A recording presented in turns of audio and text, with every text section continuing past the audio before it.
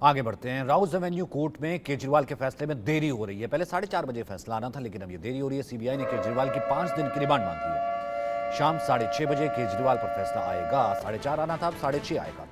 Rouse Avenue court में बहस लंबी हो गई है, लेकिन सीबीआई ने केजरीवाल की 5 दिन की रिमांड मांगी है, तो केजरीवाल की मुश्किलें बढ़ती चली जा रही हैं। आयुष हमारे साथ मौजूद होंगे।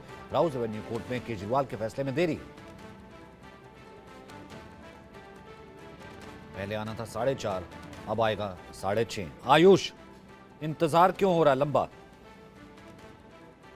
जी देखिए, जिस प्रकार से आज बहस चली है और जो जोरों शोरों से दोनों तरफ से बहस की गई थी, लगातार दलीलें ईडी की तरफ से भी और अरविंद केजरीवाल के वकील की तरफ से भी दी गई थी और अब इस फैसले को कुछ टाइम के लिए होल्ड कर लिया गया था। 4:30 बजे ये फैसला सुनाया जाना था। अभी तक जो कोर्ट के टॉप सूत्रों से खबर मिली है वो ये है कि फैसला लिखा जा चुका है, लेकिन उसमें कुछ बदलाव किए जा रहे हैं। यानी अभी इस पे विचार किया जा रहा है। जो जस्टिस बैठे हुए थे वो कुछ इसमें फेरबदल कर रहे हैं। यानी जो 5 दिन की कस्टडी मांगी गई थी, हो सकता है कि उसको घटाकर 3 दिन या फिर 4 दिन की कर दिया जाए, या फिर कुछ कॉमेंट्स जो जजेस के द्वारा दिए जाते हैं, बेंच के द्वारा दिए जाते हैं, वो इस ऑर्डर में ज्यादा जो है वो लिखे जाएं। फिलहाल इंतजार करना पड़ रहा है। 6:30 से 7 बजे तक का वो वक्त है जब ये तय हो जाएगा कि अरविंद केजरीवाल क्या जुडिशियल कस्टडी में ही रहेंगे, या फिर जिस प्रकार से सीबीआई की तरफ से दलीलें दी गई थी उनको अगर कोर्ट सहमति उस पर जताता है तो 5 दिन की कस्टडी क्या सीबीआई को मिलेगी या नहीं। यानी ये बहुत अहम पल है अरविंद केजरीवाल को लेकर, जेसी को लेकर। उनके पहले से ही सुप्रीम कोर्ट में मामला लंबित था,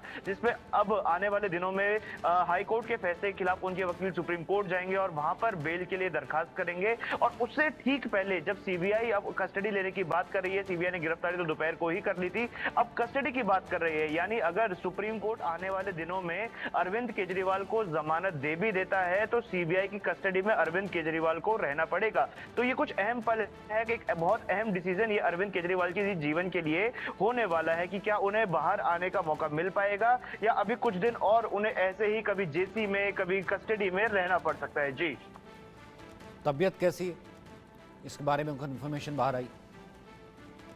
जी देखिए, जब कोर्ट में लगातार सवाल जवाब चल रहे थे उस बीच ये खबर सामने आई थी कि अरविंद केजरीवाल की जो शुगर है वो लो हो गई है, जिसके बाद उन्हें दूसरे रूम में भेज दिया गया था कि आप कोर्ट रूम से दूसरे रूम में जा सकते हैं। और उसके बाद ये कुछ लोग सूत्रों से पता चला था कि उन्हें चाय और बिस्किट वहां पर खिलाए गए थे कि आप चाय पी लीजिए, बिस्किट खा लीजिए, क्योंकि आमतौर पर खाना कम खाने की वजह से, खाना ना खाने की वजह से भी शुगर लो हो जाती है।